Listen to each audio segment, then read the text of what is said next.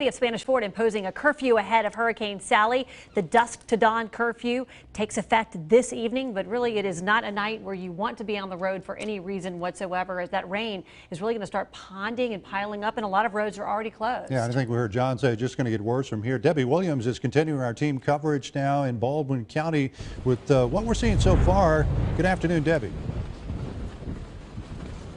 Good afternoon, Bill and Devin. We're seeing conditions that are not getting any better, and it doesn't look like they're going to get any better anytime soon. We've been from Perdido Pass to Fort Morgan, taking a look at the conditions and checking out road conditions, but the most impressive thing that we've seen so far is what everybody's coming up to the parking deck here at Phoenix All Suites to take a look at is the Gulf of Mexico. 10 to 15 foot waves crashing in. This morning, high tide was about 9:30 or a little after 10 this morning, and or maybe it was, yeah, a little after 10 this morning. 10 to 15 foot waves. There's a rack line now. The water's still coming up to the boardwalk, but it is going down a little bit maybe because of low tide, but we'll see.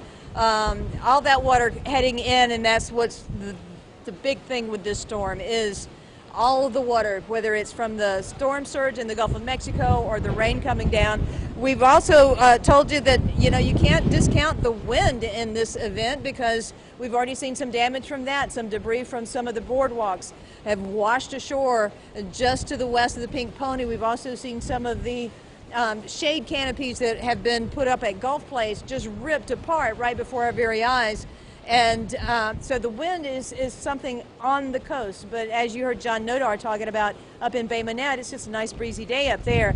Unadulterated wind though coming off that Gulf, and as you look at the Gulf right now, you can see, oh, I don't know, maybe 100 yards out, and then it's just like a wall there. That's the rain, and it is headed this way. We've been seeing a lot of heavy rain throughout the day. Early this morning, we were getting some of the heaviest rain that we have seen. That is causing some of this wind and rain causing both the coastal communities to go ahead and put a curfew out there for tonight and tomorrow night. Curfew in Gulf Shores and Orange Beach starts at 8 o'clock tonight. It will, in all intents and purposes, be over at 6 o'clock in the morning. But, you know, who knows where Sally's going to be at 6 o'clock in the morning, if she's still going to be in the Gulf or if she's going to be coming ashore, we don't know. But they're trying to keep as many people off the roadways on Pleasure Island as possible. And the other thing that I need to mention is the bridges. We have some very high-profile bridges over Perdido Pass on the island.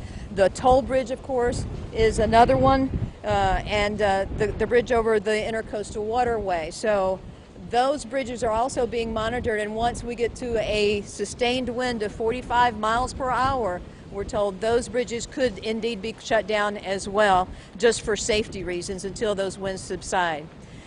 We're live in Gulf Shores. It is raining and it is blowing here. Back to you guys. Yeah, Debbie, I mean, just looking at the live pictures of the Gulf of Mexico, I mean, we see the waves like this with major storms, tropical storms, hurricanes, but it just, wow, to see it live, those are some huge waves already.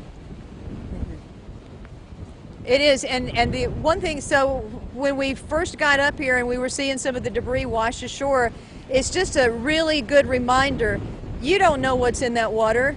You don't know what's been washed into that water, or maybe from some other, you know, maybe Florida or maybe Mississippi or whatever, or off a boat, and it's coming ashore in all that murky water. And usually we've got gorgeous water in the Gulf, but it is stirred up and it is murky looking, and we've had in the past tropical situations where people have been killed by what was in that water just coming up and knocking them while they're on the beach. So you need to stay out of that water. Of course, double red flags are up.